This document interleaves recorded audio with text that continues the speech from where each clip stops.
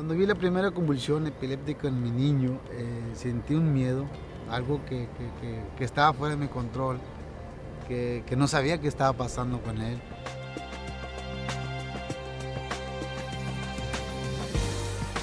Es una condición en la cual uno obtiene el síntoma de ataques, crisis epilépticas que son muy variables, pero que son recurrentes y sin ser provocadas.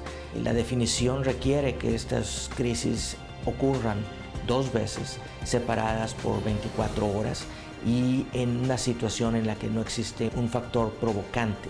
Es decir, si uno, por ejemplo, recibe un golpe muy fuerte en la cabeza donde uno pierde el conocimiento, en los primeros 24 horas a 7 días no se consideran ataques epilépticos, se consideran ataques o crisis epilépticas que son provocadas. Para ser no provocadas tienen que ocurrir espontáneamente. Las convulsiones son pasivas y duran alrededor de un minuto y medio.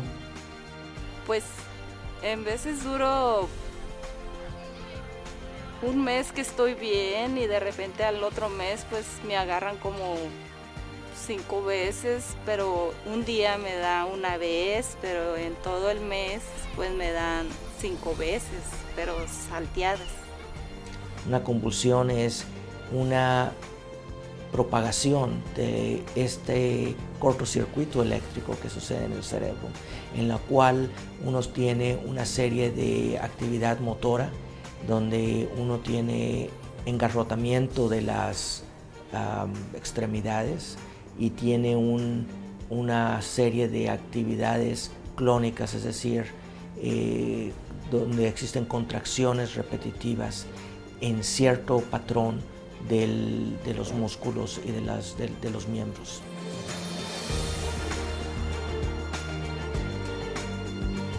Lo primero que se debe hacer es buscar por la placa médica para obtener más información y para no hacer errores contra la persona que puedan lastimar o dañar un poco más a la persona. Muchas confusiones en cómo tratar a una persona cuando está teniendo una crisis epiléptica, cuando están teniendo una convulsión. Es muy importante que no se les meta nada a la boca a la persona porque los pueden lastimar. Su cuerpo está muy tenso. Es muy importante ponerlos de ladito. En el mismo suelo en donde ya están, simplemente voltearlos un poco de lado para que si están produciendo un poco más de saliva no se les vaya para otro lado.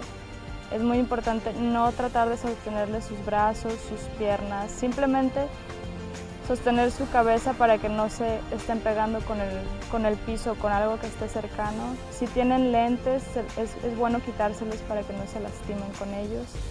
Algo muy importante antes de llamar a paramédicos o la ambulancia es ver el tiempo en el que dura la crisis. Si la crisis dura de 3 a 5 minutos, está en el tiempo normal y todavía no es necesario hablar a los paramédicos, a la ambulancia o a alguien más. También es importante que ya que la persona vuelva en sí, mantener la calma, no estar muy alterados frente a ellos, decirles que todo está bien y esperar, y si la persona en unos 2 minutos vuelve en sí y está consciente, no es necesario llamar a los paramédicos. Si la persona no vuelve en sí, no reconoce y no está consciente, ahí sí es bueno llamar a los paramédicos. Tratar de limitar las actividades que provocan ataques.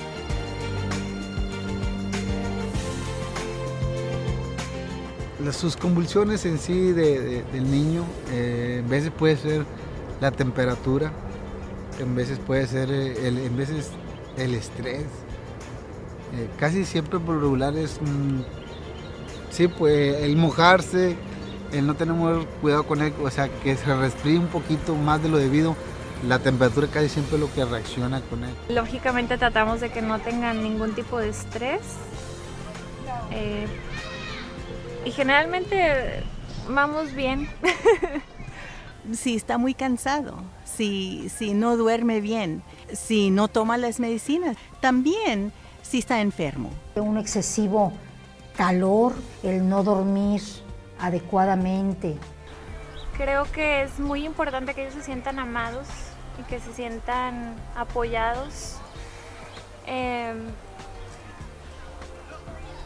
que no es el fin de la persona, que pueden seguir una vida normal.